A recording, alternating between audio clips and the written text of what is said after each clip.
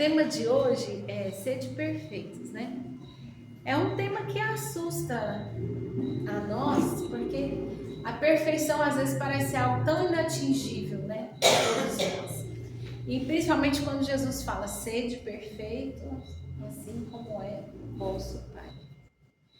Então aí a gente fica pensando assim, né? Como que nós vamos chegar à perfeição do nosso Pai? Sendo que nós estamos tão longe. Dani Iraci falou até do nosso anjo de guarda, né? Esse Espírito que está do nosso lado sempre, nos auxiliando, nos amparando, nos instruindo, nos protegendo.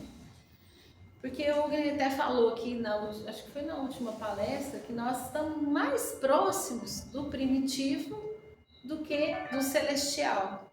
Já falei isso aqui, né?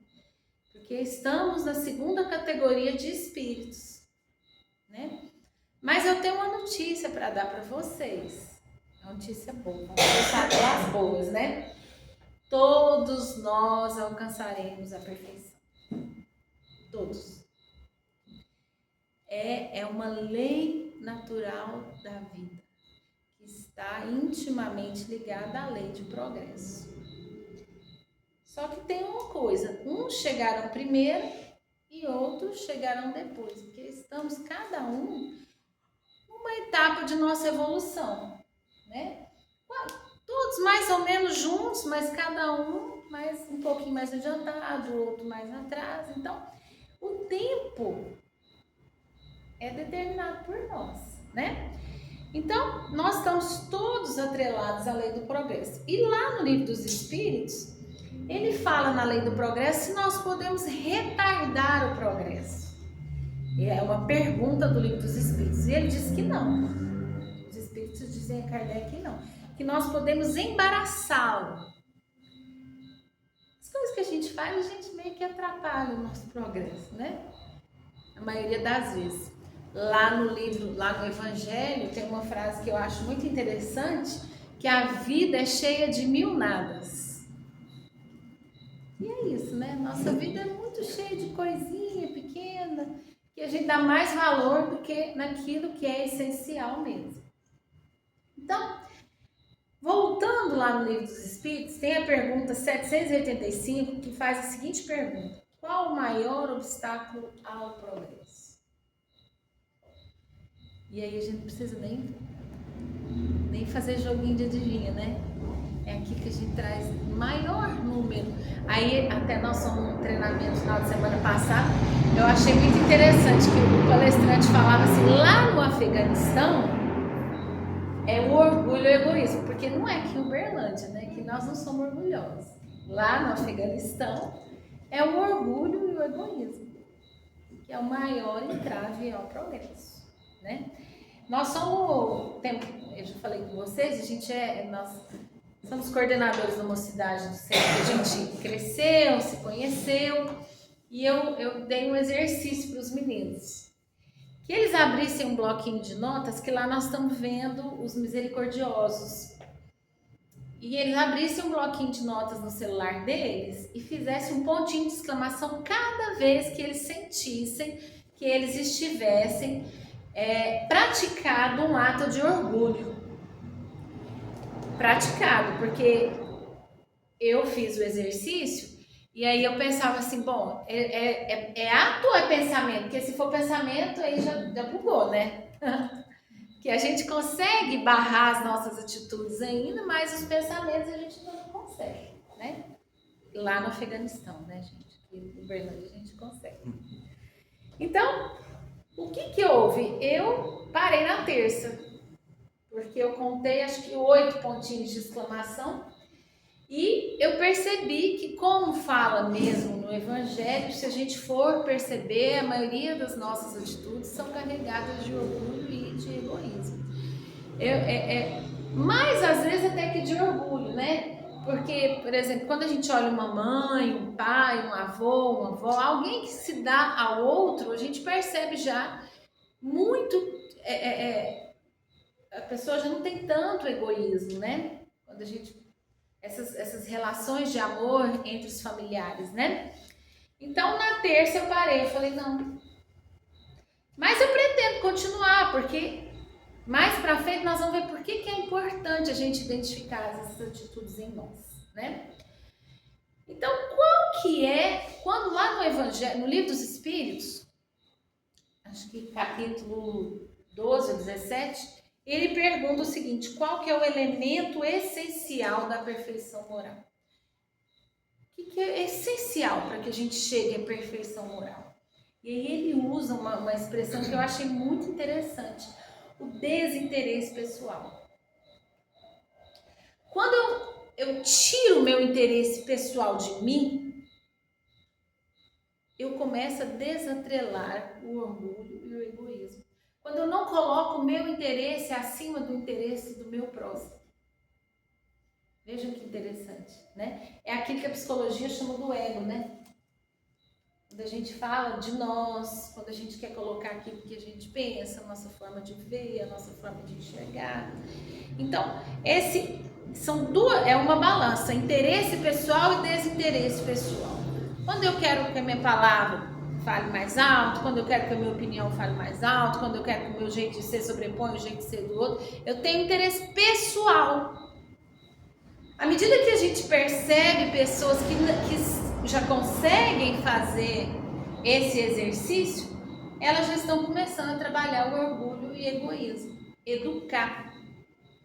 Porque nós precisamos entender que aquele livro Conduta Espírita, ele fala que nós não precisamos pensar que nós vamos eliminar o orgulho e o egoísmo. Porque o princípio do orgulho é o amor próximo.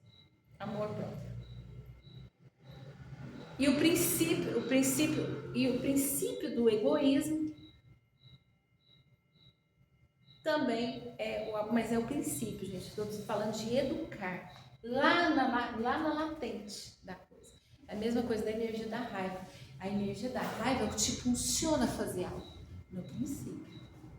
Mas aí nós temos todas essas sensações, esses sentimentos desregulados. Então, como que eu vou saber se eu estou sendo orgulhoso e egoísta? Né? No Livro dos Espíritos, ele fala lá na questão 919, ele fala pra gente pensar, eu acho que eu até já falei disso aqui, de Santo Agostinho, já falei?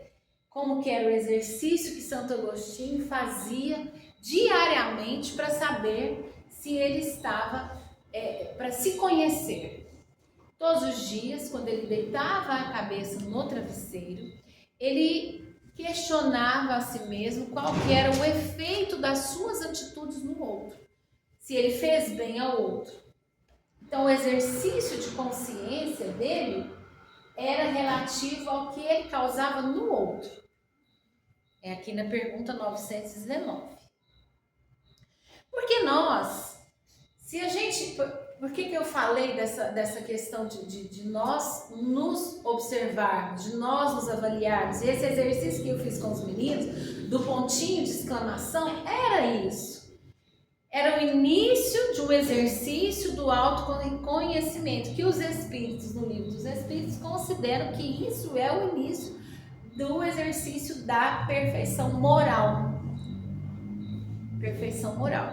Então ele fala lá que nós geralmente colocamos desculpas e o orgulho é tão grande que a gente reveste as nossas mazelas, a gente coloca como se elas fossem coisas boas. E ele dá o exemplo do avarento.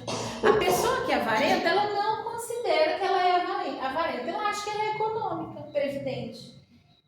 A maioria de vocês sabem que meu pai desencarnou tem 3 meses.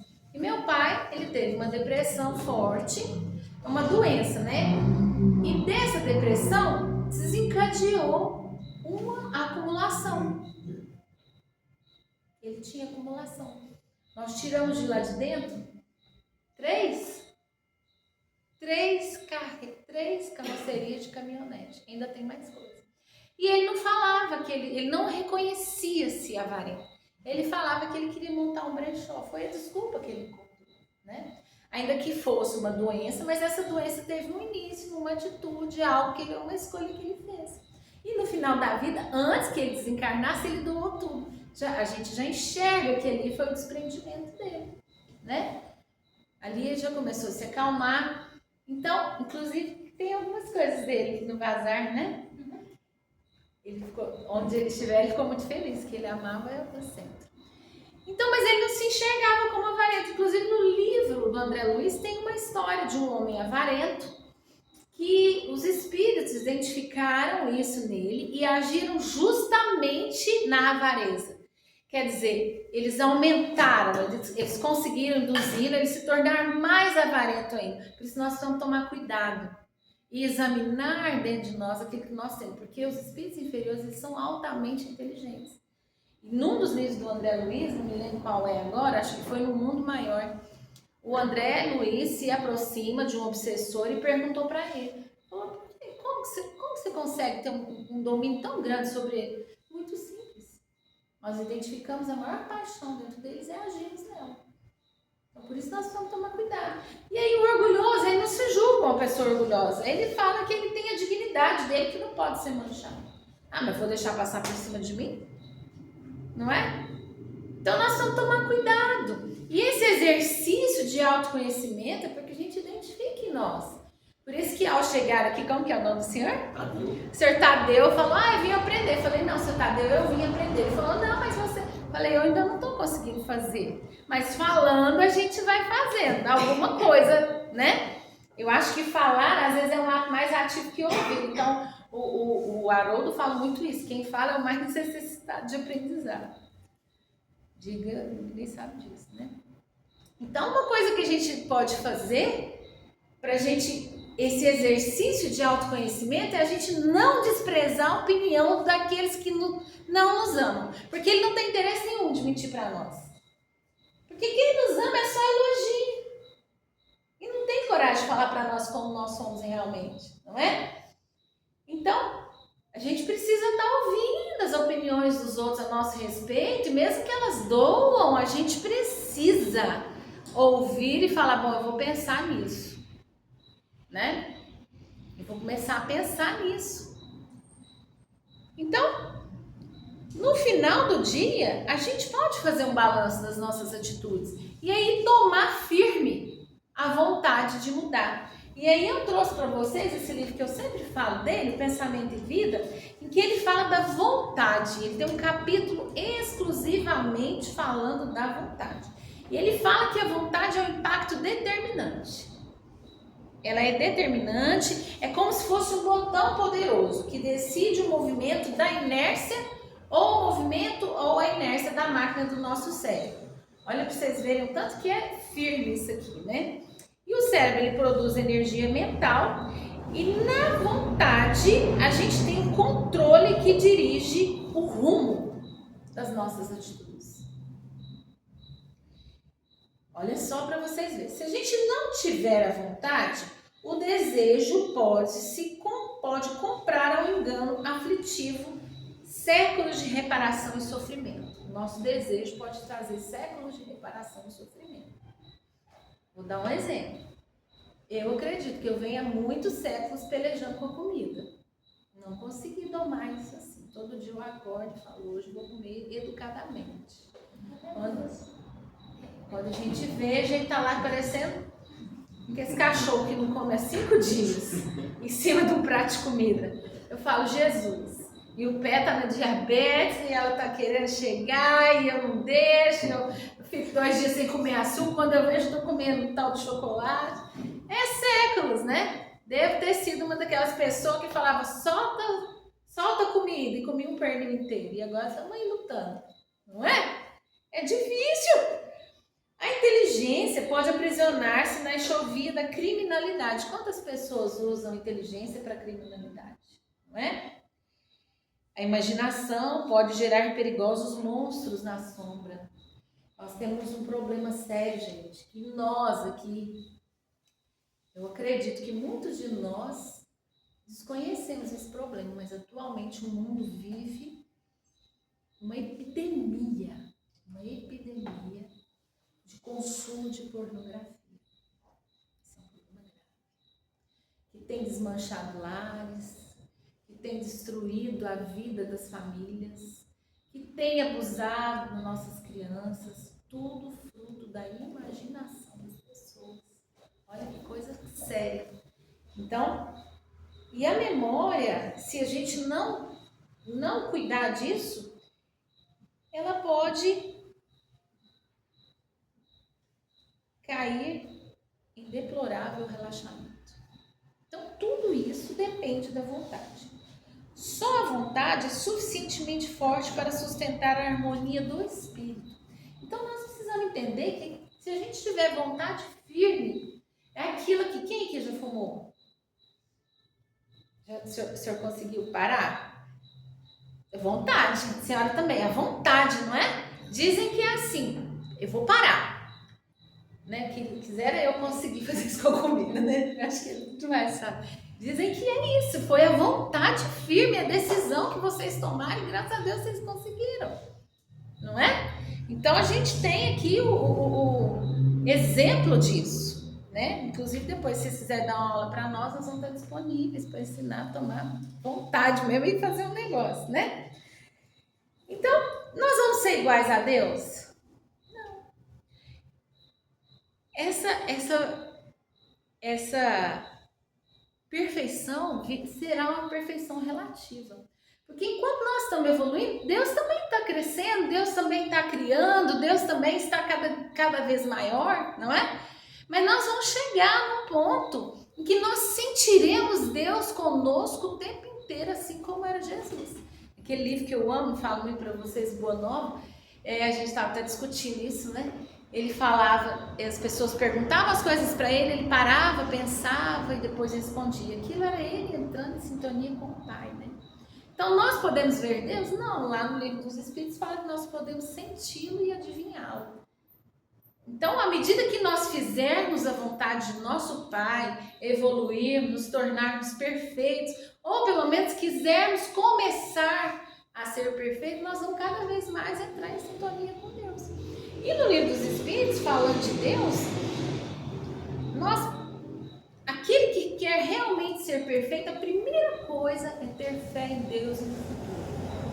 Acreditar realmente em Deus, mas acreditar mesmo, gente. Não é esbravejar igual a gente esbraveja quando as coisas dão errado na vida da gente, não.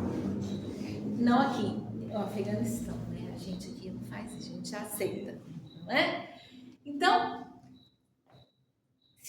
e para isso nós precisamos disso que a gente tem aqui no Espiritismo, que é a fé no futuro, né? A fé na vida após a morte.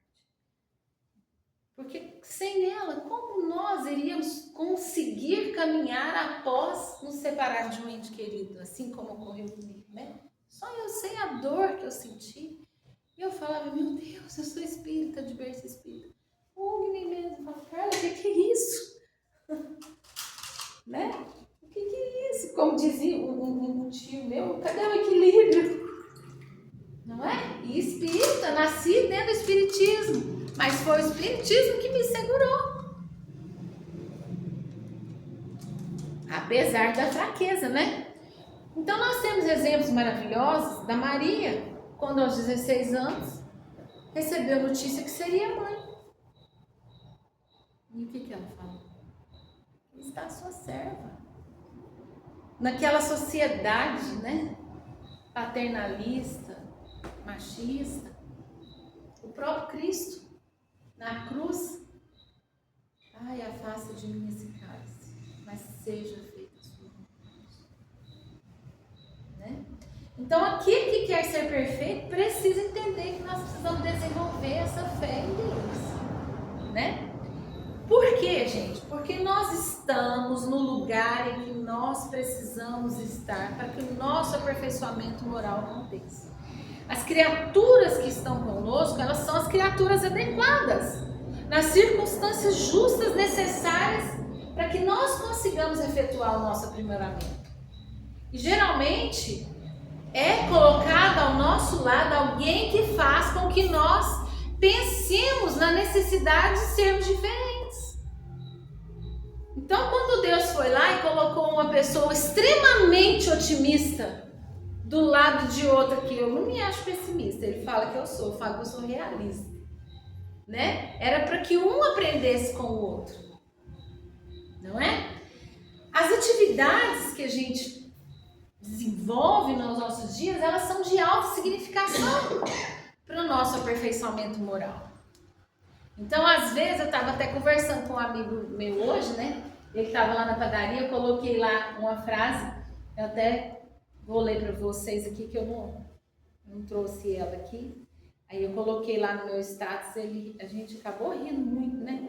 Cada qual de nós, conforme a lei que nos rege, se encontra hoje no lugar certo, com as criaturas adequadas e nas circunstâncias justas, necessárias ao trabalho que nos compete efetuar, na pauta de nosso próprio merecimento.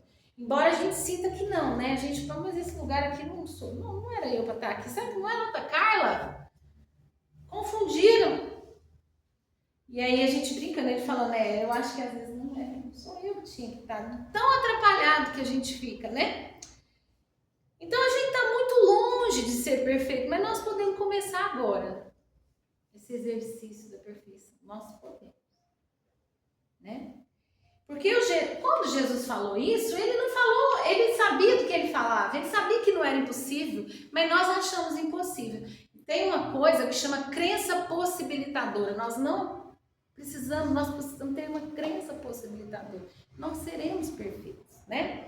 Então, quando eu falei, que a Sara começou a falar, é sobre isso, é você ser o ombro amigo de alguém, é você ser o ouvido de alguém, não é?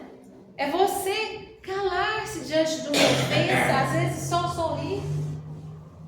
Eu, graças a Deus, no trânsito eu já consigo fazer isso. Pode me xingar o tanto que for, não me conhece, não conhece minha mãe. Eu sou assim, a Maria Clara é pior que eu, ela nem entende o que está acontecendo. Minha filha, você vai me xingou, vamos embora. Não pensa sobre isso não, né? Mas a gente precisa tomar cuidado, porque às vezes tem pessoa boa que nega a bondade. E aí essas pessoas boas, nós precisamos tomar cuidado para a gente não ser essa pessoa. Porque a gente é boa, mas às vezes a gente acende a fogueira da discórdia, mesmo sendo bons. Sabe aquela coisa? Eu sou muito bom, mas não mexe comigo não. Que aí eu esparramo, se eu esparramar, ninguém me junta. Né? Lá no Afeganistão, né? Aqui no Planalto não. Né? Então, o Evangelho traz para nós no capítulo Homem de Bem que a pessoa boa, ela respeita as convicções dos outros. Primeira coisa. Ah, mas eu penso assim. Não, tudo bem. Eu penso assim, mas não vamos brigar por conta disso? Não podemos. Eu tenho que te respeitar e eu tenho que respeitar o jeito que você é. Porque senão nós vamos esmagar consciências. Quinta-feira tem uma palestra num centro, não sei se vocês conhecem o GELD, é um centro lá no, qual que é aquele bairro? Martelino. Essa mulher é ótima, ela palestrou no céu, ela chama Constance Camasmi, Ana Tereza Camasmi. Ela vai estar quinta-feira e ela escreveu um livro falando de quais são as 10 piores atitudes que a gente pode ter com as pessoas. Então, são várias, dentre elas, esmagar as consciências, não deixar que as pessoas sejam como elas são. Controle excessivo sobre as pessoas. É muito interessante, né? Então, o livro, tem um livro, o Evangelho de Emmanuel, ele fala que nós não seremos colocados em carros de triunfos à medida que a gente decidir que a gente vai ser perfeito e não vamos ser exaltados pela nossa santidade, né? Mas é isso que a Dona Iraci falou, nós podemos estender mãos fraternas, nós podemos ser gentis, não é? Quantas vezes a gente vai passar e a gente já se enfia assim, não vê que tem outra pessoa, então vamos dar licença, pode passar. Coisa simples. Esses dias eu estava lendo, eu leio muitos livros ao mesmo tempo, então nunca sei qual que foi, mas eu tenho certeza que eu li isso. Que a gente às vezes imagina a gente fazendo grandes coisas, né? Grandes obras, mas nós precisamos entender que aquele que doma suas próprias tendências, falou no livro, ele paira acima dos outros. Então veja como é interessante, como é importante o exercício do autoburilamento, né? Porque a vida não reclama atos, né, sensacionais. Nós precisamos entender que Se nós conseguirmos sermos melhores o possível para aqueles que estão ao nosso lado, nós já estamos fazendo algo de muito valoroso mesmo, né? E uma coisa muito importante é a gente fazer prece para aqueles que não nos compreendem. No livro do Evangelho por Emmanuel, ele falou, nesse momento você pode fechar seus olhos e fazer uma prece para as pessoas que não te compreendem, né? Embora a gente não consiga, às vezes, ter uma atitude sublime para aqueles que não nos amam, mas nós podemos dar um sorriso, como eu disse, né? Nós não vamos conseguir chegar no reino dos céus e conviver com nossos anjos de guarda. Aí eu tenho que ficar aqui, né? Desculpa. O Brenda falou que a minha palestra aqui nunca aparece no YouTube. Eu fico só andando. Porque a nossa presença pode nublar a vista deles, porque nós não temos luz própria. Não, nós não, desculpa, gente. Nós, eu estou falando do Afeganistão. Tudo isso é brincadeira, né? Mas nossa presença, e ele fala isso com muita tranquilidade, que o Emmanuel falou, ele se colocou no pacote. A nossa presença pode enubrar, a palavra até nublaria o semblante dos anjos. Mas a gente pode ser o apoio firme, né? Tô vendo bonitinha ela deitada no ombro dele, né? É o apoio que você tem, não é? É o seu apoio. Porque nós precisamos entender que antes nós somos muito aflitos, né? Nós queremos a colheita sem pensar na sementeira. Nós queremos colher os frutos. Mas nós precisamos pensar na sementeira. O Emmanuel ele fala muito disso, que a sementeira é importante.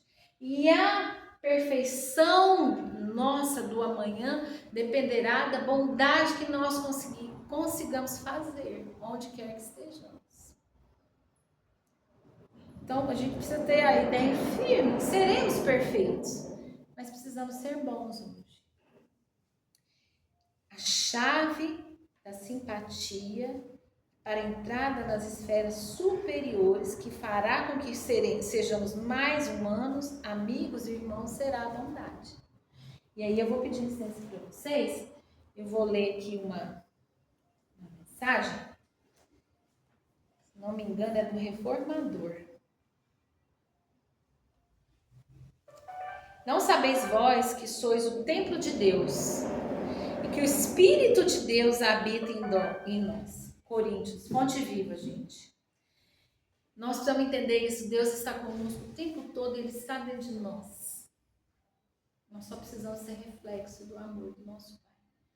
Porque às vezes Ele está em nós e Ele para em nós. Então nós precisamos refletir esse amor.